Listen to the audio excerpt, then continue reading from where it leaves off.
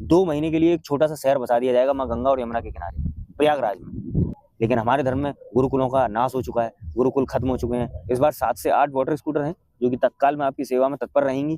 जय माँ गंगे की दोस्तों मैं आपको लगातार साधु संतों की श्रद्धालु के दर्शन कराता हूँ। जैसा कि आप जानते हैं कि इस बार 2025 में महाकुंभ है। महाकुंभ जो इस सनातन धर्म हिंदू धर्म को मानने वाले लोगों के लिए सबसे बड़ा पर्व है, आस्था का पर्व है।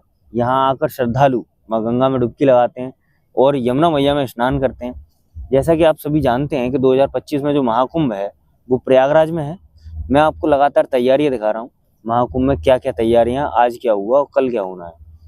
13 तारीख जो 13 दिसंबर है, 13 दिसंबर को इस महाकुंभ का जो अद्भुत मेला है, जो विशाल ये मैदान है जहाँ पांडाल लगाए जाएंगे, कैंप लगाए जाएंगे, इसका उद्घाटन होना है। स्वयं प्रधानमंत्री जी यहाँ आकर इसका उद्घाटन कराएंगे, माँ गंगा के दर्शन कराएंगे।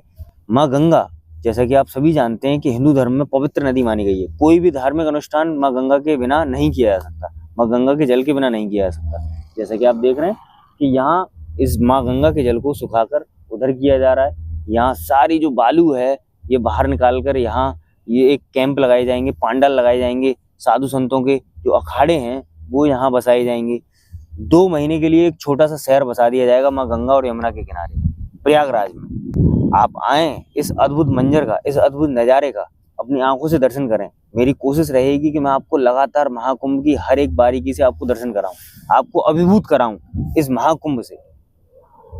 यहाँ लोग आते हैं, साधु संतों की संगत करते हैं, दान पुण्य करते हैं। ऐसा माना जाता है कि अपने जो पाप किए हुए हैं जाने अनजाने में, वो सभी पापों से मुक्ति मिलती है। ऐसा है ये प्रयागराज, ऐसा है यहाँ जो महाकुंभ होता है। वो महाकुंभ में जो साधु संत आते हैं उनकी संगत करने से, महाकुंभ में दान करने से, साधु संतों की संगत करने से जो हमारे जाने अनजाने में किए हुए पाप हैं उनसे मुक्ति मिलती है।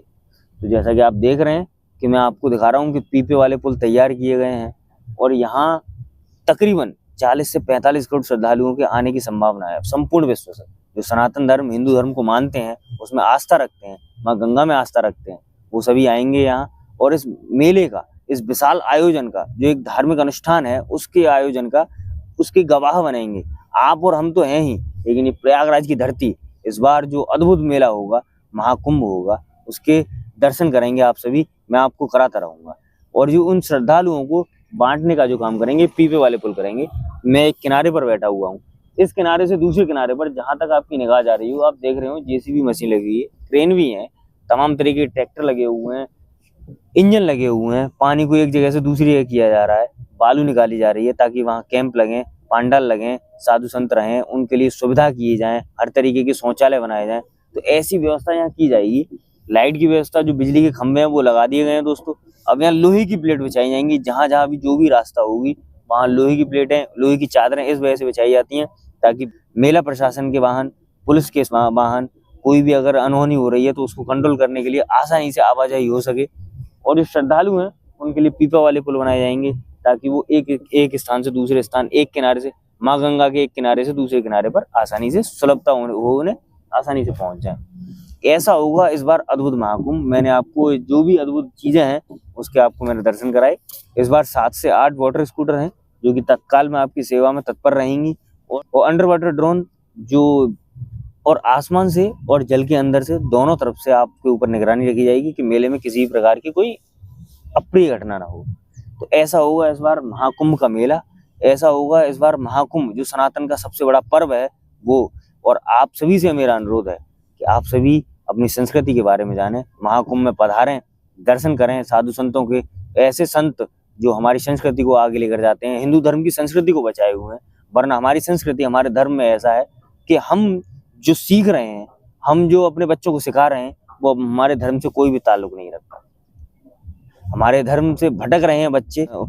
अगर आप किसी और धर्म को देखते हैं, उस धर्म में बच्चे कट्टर हैं, अपने धर्म की हर एक बारे में जानते हैं। लेकिन हमारे धर्म में गुरुकुलों का नाश हो चुका है, गुरुकुल खत्म हो चुके हैं और हमारी जो पुरातन सभ्यता है, हमारी जो पुरानी संस्कृति है, उससे हम दूर हटते चले जा रहे हैं।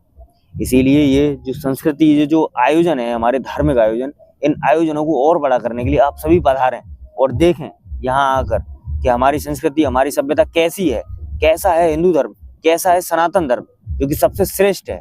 इसीलिए मैं आप सभी से कहूंगा कि आएं और यहाँ माँ गंगा में आस्था की डुबकी लगाएं, साधु संतों की संगत करें और अपने इस धर्म की सभ्यता को जानें। अपने बच्चों को लेकर आएं।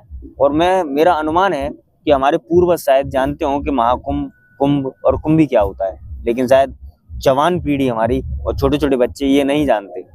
हमारी जो संस्कृति है, हमारी जो सभ्यता है, उसकी जो ज्ञान है उसका अभाव है हमारी नई जनरेशन को और हमारे जो युवाओं को।